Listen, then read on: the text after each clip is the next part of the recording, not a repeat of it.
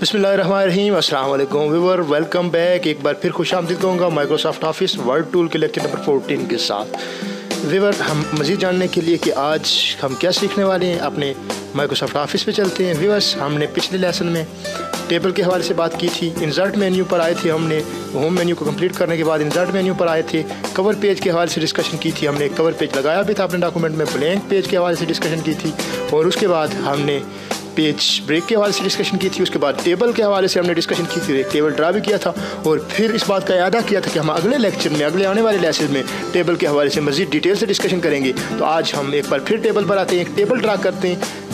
Insert table पर जाकर ये टेबल, एक टेबल ऐसा टेबल ड्रा करते हैं जिसके अंदर 4 रोज़, 4 कॉलम और 2 रोज़ हैं। इसके बाद इस टेबल को ड्रा करने के बाद हम इसके अंदर वैलिड डेटा भी डालते हैं। जिस तरह फॉर एग्जांपल मैं इसमें नाम डाल देता हूँ, चंद एक क्लास डाल देता हूँ ताकि हम इसको मज़ीद अच्छे तरीके से काम कर सकें और समझ सकें इस बात को।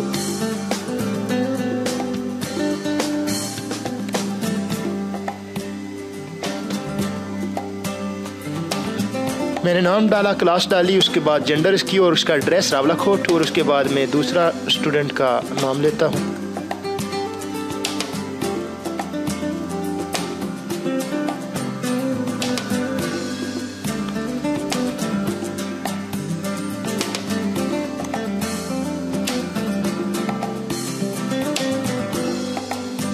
इस तरह आपने देखा कि टेबल को हम इस तरह इसके अंदर डेटा डालते हैं। इस टेबल को थोड़ा सा बड़ा बनाना चाहिए था मुझे, मैंने थोड़ा सा छोटा बनाया। चलो हम कंसेप्ट समझने की कोशिश करेंगे।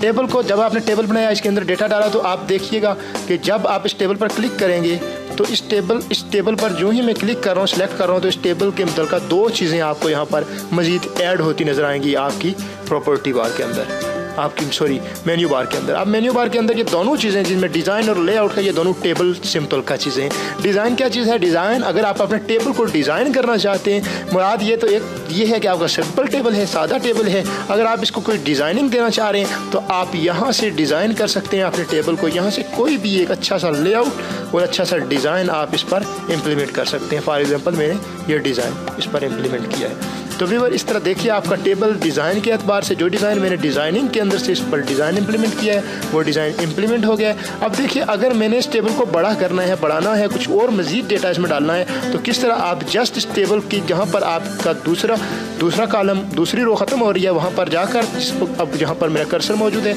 यहाँ पर जाकर आप इंटर प्रेस करेंगे तो आपकी कॉलम, इस टेबल के अंदर मज़ीद एक रो का इजाफा हो जाएगा, जिसके अंदर बिल तरतीब कॉलम का भी इजाफा होगा।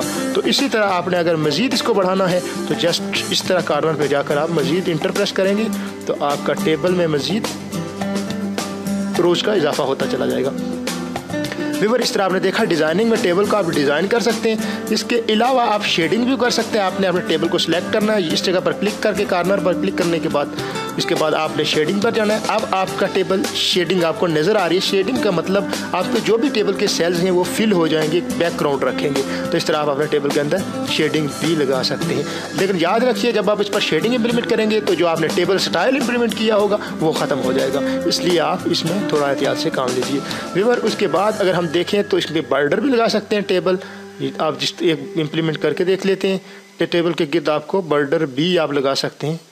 इस तरह आपको ये बॉर्डर खुद आपको लगानी पड़ेगी। इस तरह जिस तरह की आपको बॉर्डर चाहिए आप इस पर इम्प्लीमेंट करके, आप जिस पेंसिल नज़र आने वाली पेंसिल को इम्प्लीमेंट करते हो आप टेबल पर बॉर्डर का इजाफा भी कर सकते हैं। तो व्यूअर, इस तरह आप मज़ीद अगर देखें तो हम टेबल के अंदर मज़ीद इंसर्ट भी कर सकते हैं। फर्स्ट कॉलम को मज़ीद इंसर्ट कर सकते हैं, लास्ट पर कॉलम को इंसर्ट कर सकते हैं। इन तमाम चीज़ों पर आप भी कोशिश कीजिएगा, इसकी प्रैक्टिस कीजिएगा, इन सब चीज़ों को आप छेड़ने की कोशिश कीजिएगा। इंशाल्लाह आपके इल्म में मज़ीद इजाफा होगा। व्यूअर, लेआउट पे आते हैं। लेआउट में अगर हम देख सकें तो लेआउट में भी टेबल से मुतल्लिक़ काफ़ी सारी चीज़ें आ रही हैं, लेकिन हम उनमें से सिर्फ उन चीज़ों के बारे में डिस्कस करेंगे जो चीज़ें हमें काबिल इस्तेमाल हैं, जो चीज़ें हम इस्तेमाल करते हैं, क्योंकि कुछ चीज़ें ज़्यादा ज़्यादा है वो शायद हम बहुत कम इस्तेमाल करते हैं या बहुत कम इस्तेमाल होती हैं। ऐसा तो नहीं है कि वो इस्तेमाल नहीं होती हैं, लेकिन बहुत कम इस्तेमाल होती हैं, इसलिए हम उनको नज़रअंदाज करते हुए उन चीज़ों को ज़्यादा फोकस करेंगे जो चीज़ें ज़्यादा आम हैं। हमारे पास वक्त भी महदूद है, हम उसका ख्याल रखेंगे। व्यूअर, अगर आपने किसी कॉलम या रो को डिलीट करना है, फॉर एग्जांपल मैं लास्ट वाली रो को डिलीट करना चाह रहा हूँ, इस पर आप डबल क्लिक करेंगे, पूरी रो सेलेक्ट होगी और यहाँ से आप इस रो को डिलीट कर देंगे। जस्ट डिलीट पर प्रेस करते हुए डिलीट रो पर जाकर आप देखेंगे आपकी रो डिलीट हो गई है। व्यूअर, एक बार फिर क्योंकि टेबल डिसलेक्ट हो गया, मैं सिलेक्ट करने के बाद एक बार फिर लेआउट में आकर आप इसी तरह ड्रा टेबल मजीद ऐड करना चाह रहे हैं तो ड्रा भी कर सकते हैं और टेबल को आप इसकी हाइट और विड्थ को भी चेंज कर सकते हैं यहाँ से। लेकिन फिल वक्त में ज़रूरत नहीं महसूस हो रही है टेबल की हाइट और विड्थ को चेंज करने की। और इसके अलावा आप टेबल के अंदर मौजूद डेटा को सॉर्ट भी कर सकते हैं यहाँ पर मौजूद सॉर्टिंग से।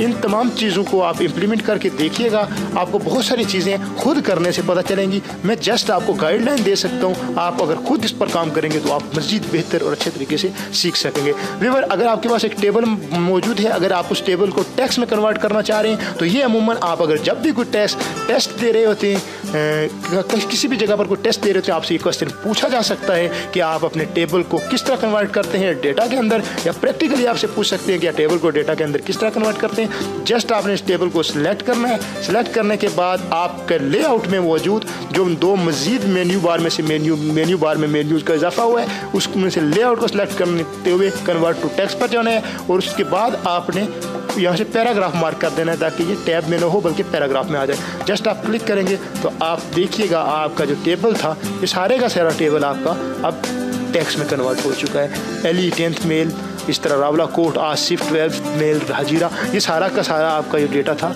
ये अब की बार कन्वर्ट हो चुका है टेक्स्ट में। अगर देखिए मैं दोबारा एक बार आपको करके बताता हूँ। पहली बार मैंने इसको कन्वर्ट किया था कन्वर्ट टू टेबल पैराग्राफ में। अगर मैं टैब्स में करता हूँ या कॉमास में करता हूँ तो ये सारी चीज़ें कॉमास सेपरेटेड हो जाएंगी, इस तरह आपको नज़र आ रही हैं।